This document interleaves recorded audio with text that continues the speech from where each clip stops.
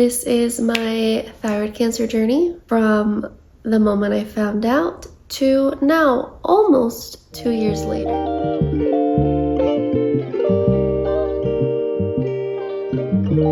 Guys, welcome back, and welcome if you're new here. I have to be honest with you guys, I filmed a video when I was first diagnosed with thyroid cancer, and I wanted to take you guys along with me, but it was just a lot in that moment, and I just didn't have the bandwidth to film everything and edit. But I always meant to come back and kind of give you guys an update of where I am and how the whole process went. I was scared. I didn't know what was coming, and I totally had the full intention of recording it all, but it was just too much. I'm here now, and honestly, I think I needed this time to be able to really tell you guys the process and how I am today, and really be able to walk you guys through this journey. So I had my total thyroidectomy August of 2024, and today we are in May 2026, so almost 2 years. Not quite, but we're really close. So let me take you back. Getting told that you have cancer regardless of how treatable it is, right? Because thyroid cancer is viewed as one of the most treatable and one of the best cancers to have. I don't agree with that term, but that's a conversation for another day. Regardless of it, cancer is scary. No matter what cancer you have, whether it's skin cancer, prostate cancer, it doesn't matter. The word cancer, it is so heavy and so scary that unless you have actually heard it, you can't fully understand the feelings that come with hearing that word. And I remember when I heard that I had cancer, it's kind of like everything just went quiet and slowed down, and then all of a sudden it just ramped back up, and everything was so loud. I had so many questions, so many thoughts. Automatically I started thinking, what was wrong with me? Did I not do something that I could have prevented? Could I have been better? But there was just nothing I could have done in that moment. It was just very scary. For me personally, this wasn't my first rodeo. I have always had health issues, and I have epilepsy, endometriosis, adenomyosis. I've had various surgeries previously before having the thyroid cancer, so it wasn't anything new, but the word cancer it hits so different. I remember thinking, I have kids, right? I have 2 kids, I have a husband, I have a family.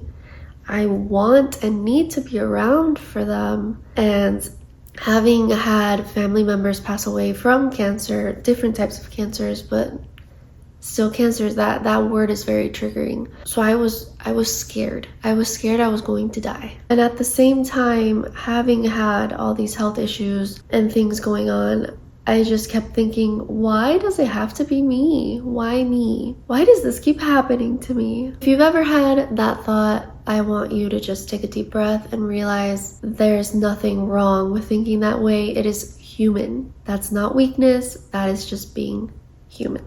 And that is okay. One of the hardest parts that I feel like no one really talks about is the waiting. I had my biopsy done, and I had to wait 2 weeks, and it was rough. Those were the hardest 2 weeks of my life. Okay. After getting my diagnosis, I spoke with a few surgeons and had to do more tests and scans and blood work, and it was just a lot. Being a new mom, it was just a lot. I'm not going to sugarcoat it, but honestly, one of the hardest parts that no one talks about is the waiting. I knew I needed surgery.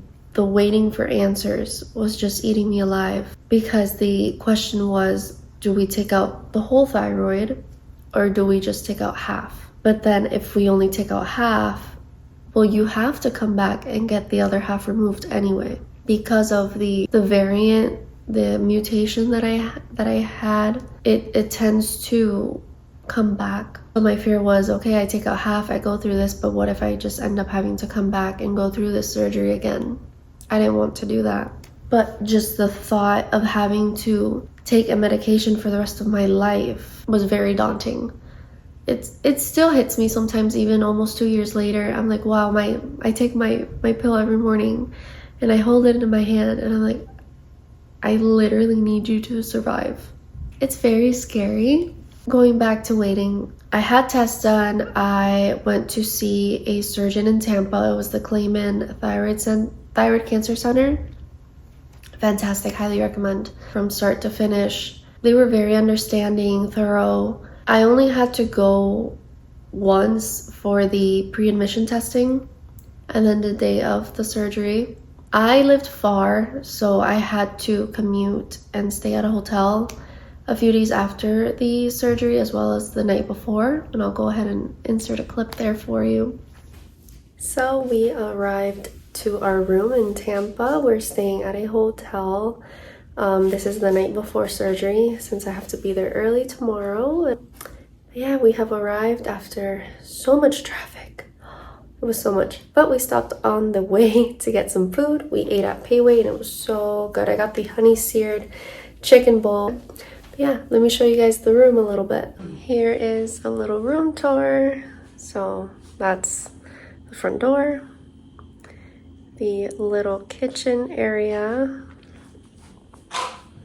dining area, our room, and the living area. And in our room is the bed, a TV, closet, bathroom,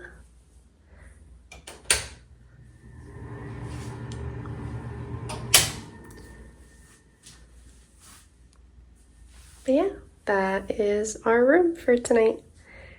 And well, for me, for the next few days until Thursday. Wish me luck. But just the waiting after deciding, okay, we're gonna take the full thyroid, because the thyroid uptake scan came back and showed that I had Graves, so the whole thyroid just needed to come out. There was just no question about it. Having read, of course, on Google, having read on Google all the things that could go wrong when you no longer have a thyroid was very scary. And that was just eating away at my brain slowly. And just the waiting, the countdown for the surgery to happen. I had to continue living and functioning as if nothing were happening. But in my mind, it was just constantly, okay, I'm gonna have this surgery. There's X amount of days until said surgery. What is recovery going to be like? You know, I'm gonna have a scar on my neck. And what if I don't survive? What if I do survive, but then my quality of life is just completely diminished? All these things. And my anxiety was just at an all-time high. I barely slept. Constantly thoughts and thoughts and thoughts just running through my head. I felt like I couldn't breathe. It was a lot. And yeah, my mind was running through every worst case scenario. That period of time was really rough. Mentally, emotionally, all of it. But I kept moving because that's all you can do in times like these. You just have to keep moving. I had to keep moving because of my family, my kids. I had to look like everything was going to be okay. I have an 8-year-old and he is very perceptive. He didn't know at that time that I was losing my thyroid due to cancer, but I did tell him that I was sick and I was having surgery to remove the thing that was making me sick. But he has always been like very protective of me because of everything that I have gone through previously. So I know him hearing that I was going to a hospital and going to be staying there for a few days and having surgery, he was very worried. And even though he didn't voice it very much, you could just tell. And I know that was very hard on him too. So this whole period was bad for me, yes, but I also have to put myself in my family's shoes, and I know it wasn't easy for them either. Fast forward to August 27, it was my surgery day. The night before, we ended up staying at a hotel near the hospital because of the fact that it was in Tampa and it was quite a drive.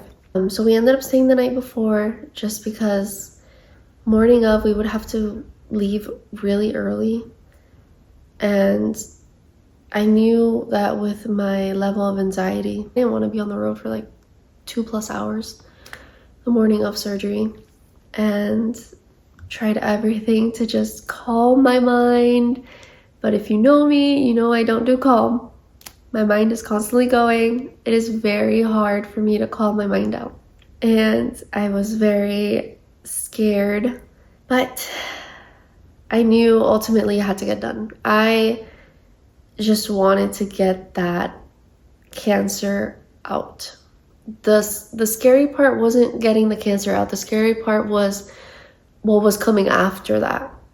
The recovery, my quality of life, being on a medication that I had to take every single day. That was the scary part for me. It was not the surgery itself. So we made it to the hospital morning of, got checked in. They put the IVs in and gave me some pain medicine before the surgery. And with anesthesia, I do really bad, so I end up being very nauseous and not feeling well. So they loaded me up with like anti-nausea meds, the works. I had my mom and my husband there, and just the whole time just really trying to stay calm. I remember that moment thinking, what if I don't make it back? What if this is the last time I'm going to see them? It was hard. It was really hard, but of course, I had faith and I prayed. And I tried really hard not to keep thinking like that. I didn't want that in my mind as I was going under. So I told myself, no, you're gonna see them again. You're gonna wake up and they're gonna be there and everything's gonna be okay. And that's how it was, thankfully. I was wheeled in, they said they were ready. I said bye and kissed my husband, got wheeled back, and they told me everything was going to be okay. They saw how scared and nervous I was, and that when I woke up, I wasn't going to have cancer anymore. So I held on to that, and I prayed, and then I was put under. What went on during that surgery, I have no idea. All I remember is waking up, and I felt pain. And yeah, that wasn't pleasant. However, I feeling that pain and waking up and trying to open my eyes, I said, I'm alive. I'm still here. I made it.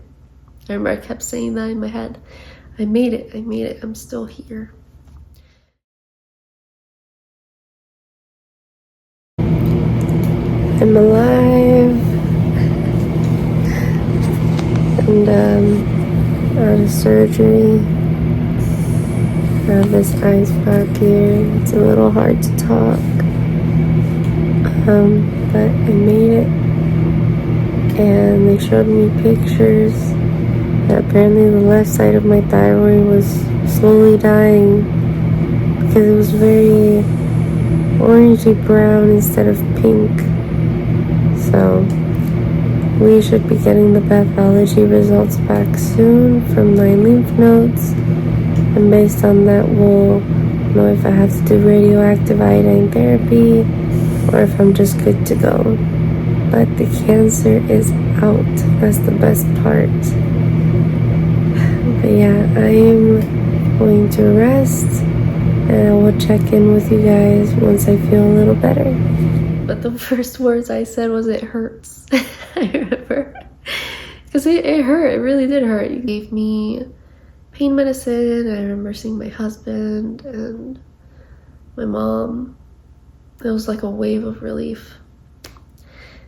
And I was like in and out because I was so drowsy and so sleepy, and the surgeon came, one of the surgeons that was in the room, and she's like trying to wake me up. Wake up, I need you to wake up, open your eyes. She's like, open your eyes, I need to show you the picture. So she showed me the picture of my thyroid and everything. It was funny. Recovery was its own thing. After that, I could barely move my neck, and I was just so tired and in pain. The pain, thankfully, I was able to manage it with Tylenol and Motrin. My throat was sore.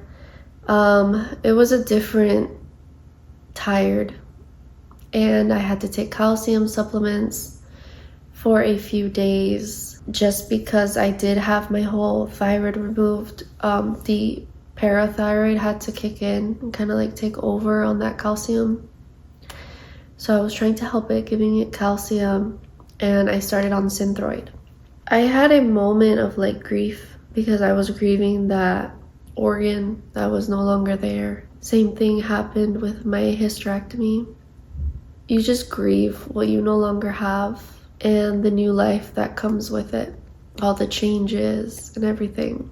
And there's this weird emotional wave that hits you after, like your body just went through something really big and your feelings are just trying to catch up. And I remember during recovery is when I decided to become a certified personal trainer and nutrition coach.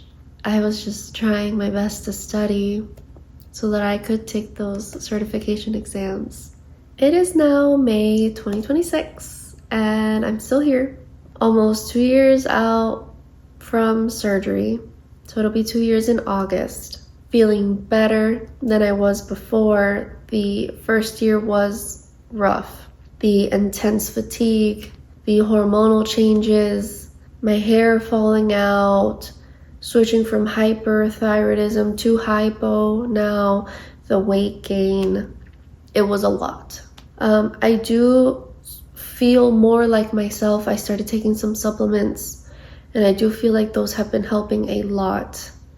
I also switched from Synthroid to Tirosint, and I've been taking that for a bit now, and I do feel like that has helped tremendously with the way that my body is digesting the medication, and it's also easier on my stomach.